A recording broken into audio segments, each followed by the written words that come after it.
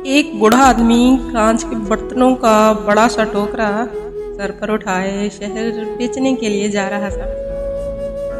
चलते चलते इसे हल्की सी ठोकर लगी तो वो एक कांच का गिलास टोकरे से फिसलकर नीचे गिर पड़ा और टूट गया।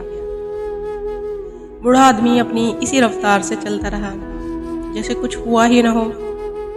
पीछे चलने वाले एक और राहगीर ने देखा तो भागकर बूढ़े के पास पहुंचा और कहा, बाबा जी, आपको शायद पता नहीं चला, पीछे आपका एक बर्तन टोकरे से गिरकर टूट गया है। बूढ़ा अपनी रफ्तार कम किए बगैर बोला, बेटा मुझे मालूम है।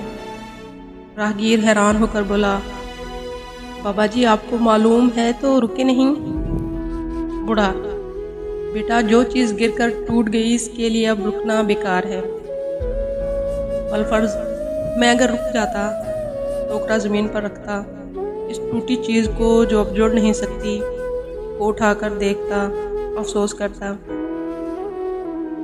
फिर टोकरा उठाकर सर पर रखता तो मैं अपना टाइम भी ख़राब करता। टोकरा रखने और उठाने में कोई और नुकसान भी कर लेता और शहर में जो कारोबार करना था अफसोस और तासुफ के बायस वो भी ख़राब करता। बेटा मैंने टूटे गिलास को वहीं छोड़कर अपना बहुत कुछ बचा लिया है।